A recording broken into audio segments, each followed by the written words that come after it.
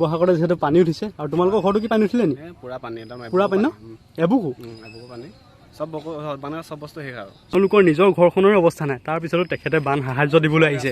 কিমান ভাল মনৰ, বহুত কষ্ট কৰিছে বানপীড়িত লোকৰ কাৰণে। চাওক, মানুহে মানুহৰ বাবে আহি আছে বহুত।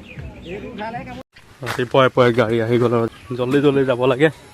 বৈ বৈ বৈ বৰষুণ দেখি চাওক কি ধুনীয়া লাগিছে। জুবিন দা এটা ভাল কামলৈ যোৱাৰ আগত জুবিন দাৰ আপোনালোকক ছবি দেখুৱাই নিছোঁ। সেইফালে হৈ গ'ল শাওণ মাহৰ খেতি পথাৰ ধুনীয়াকৈ। মানুহে যিহেতু পানী হৈ আছিল, খেতি কৰিব পৰা নাই তেনেকৈ হ'ব আৰু খেতি। বৰ্তমান আমি গৈ আছোঁ মানে যি আমাৰ কমাৰবন্ধা অঞ্চলতে বানাক্ৰান্ত লোক আছে, যথেষ্ট বান হৈছে।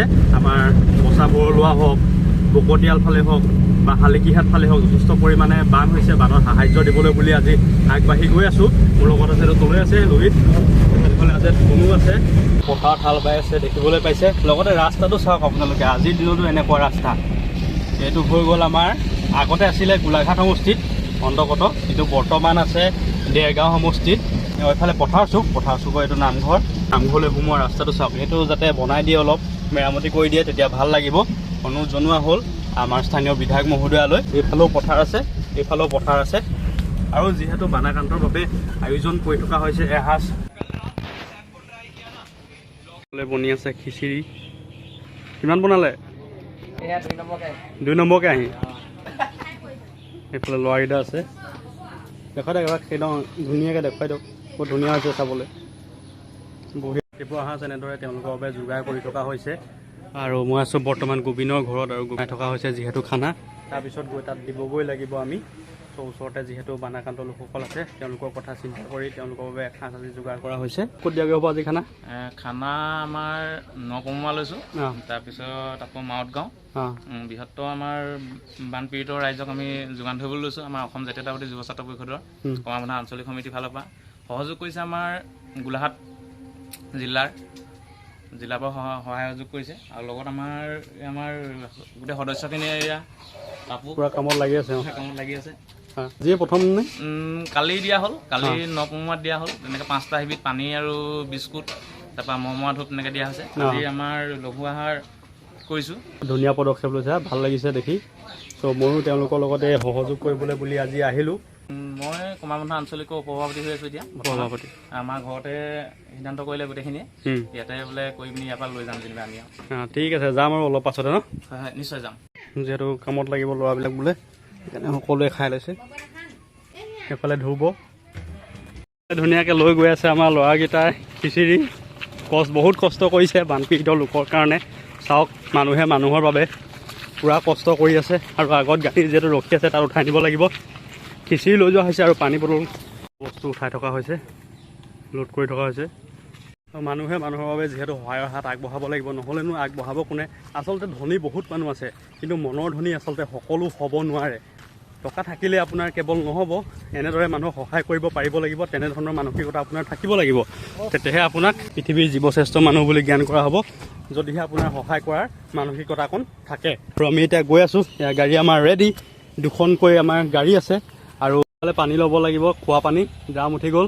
আৰু ল'ৰা 3টা আমাৰ গোবিন আছে। এইফালে ভাইটি নামটো কৈ দিয়া তোমাৰ। নমস্কাৰ, ৰক্তিম তামুলী। আৰু তোমাৰ কৈ দিয়া। মৃদুল বৰা। গোটেইখিনি ওলাইছে একেলগতে। আৰু এইফালে এখন গাড়ীত আছে আমাৰ এজন, আৰু এইফালে এজন ভাইটি আহিছে, তেওঁৰ কথা কওঁ বাৰু। এইফালে দাদা আছে। এতিয়া গৈ আছোঁ আমি বানপীড়িতৰ কাষলৈ। আৰু এতিয়া বাজিলে কেইটা আপোনালোকক 10:38 হৈছে।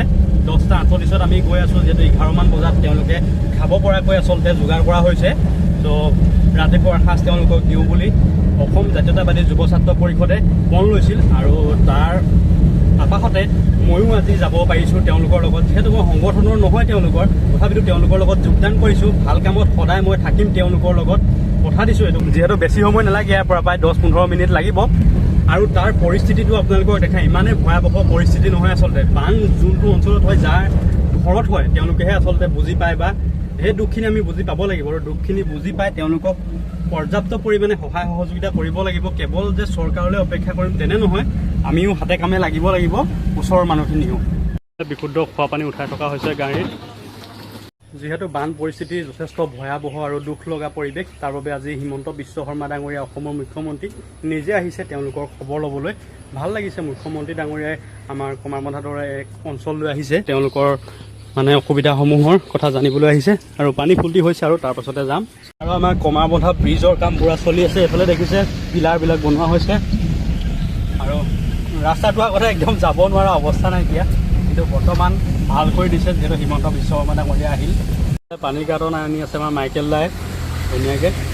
হিমন্ত বিশ্ব শৰ্মা ডাঙৰীয়া আহিছে, পূৰা কটকটীয়া নিৰাপত্তা, এইফালে সোমাবলৈ দিয়া নাই কমাৰবন্ধা থানা সন্মুখেদি। কোনফালে যাম? হিমন্ত বিশ্ব শৰ্মাক চাই অহা মানুহ। ৰাস্তাটো যিহেতু সৰু, যাবলৈ অসুবিধা হৈ গৈছে। বানপানী শিবিৰ হৈ আছে চাগে সম্ভৱ, এখন স্কুল ভাস্কৰ স্কুল আৰু মানুহৰ সংখ্যা চাওক, পূৰা মানুহৰ ভিৰ এইখিনিত।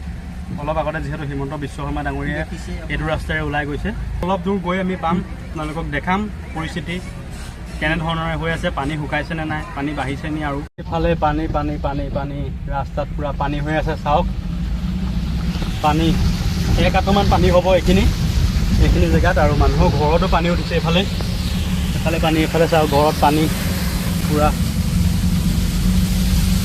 পানী পানী পানী পানীৰ লগতে মানুহে যিহেতু বসবাস কৰি আছে, গৰু ছাগলী একেলগতে থাকিবলগীয়া হৈছে। হাঁহ ছাগলী একেলগে বান্ধিছে ন, দেখিবলৈ বেয়া লগা সঁচাকৈ দেই দৃশ্যটো। এয়া চাওক আপোনালোকে এবাৰ চাওক,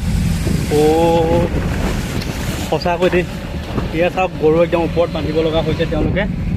এইফালেও পানী চাওক, এইফালে পানী মাজেদি আমি গৈ আছোঁ আৰু আগত আছে আশ্ৰয় শিবিৰ। সঁচাকৈ দুখ লগা, আৰু এনেধৰণৰ দুখৰ সময়ত যদি আপুনি সহায় নকৰে তেওঁলোকক, তেনেহ'লে আপুনি মানুহৰ তুল্য হ'ব নোৱাৰে। যিহেতু জীৱশ্ৰেষ্ঠ মানুহ হিচাপে আপোনালোকে এইটো সময়ত তেওঁলোকক অলপ সহায়ৰ হাত আগবঢ়াব লাগে। যি পাৰে আচলতে আপুনি যি পাৰে তাকে তেওঁলোকক দিয়ক। এইখিনি হ'ল আমাৰ কমাৰবন্ধাৰ মাউত গাঁও ৰজনাঘাট, আৰু এইফালে নামঘৰ ভাগ আছে, নামঘৰ ভাগৰ ওচৰতো শিবিৰ আছে, জান আছে, জানে সহায় কৰি আছে আমাক।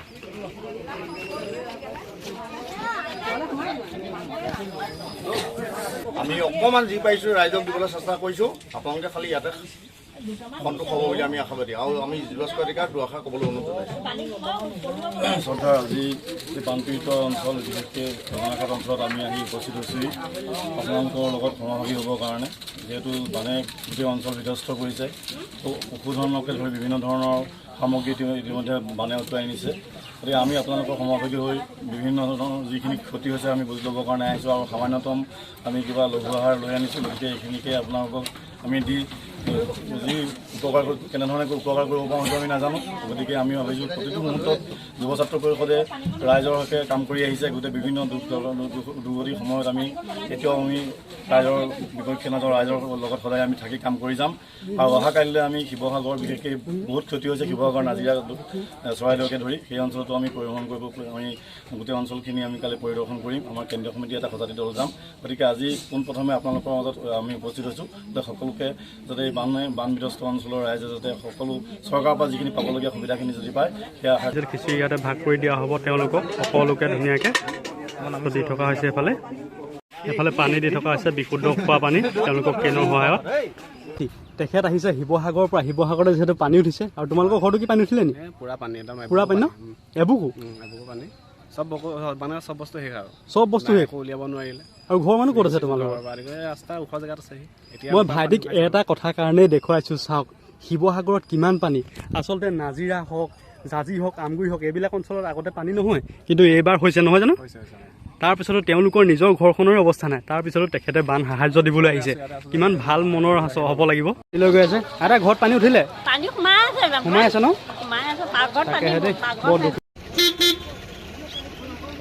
বহুত আহি আছে চাওক, ঘৰৰ একেবাৰে আধালৈকে পানী।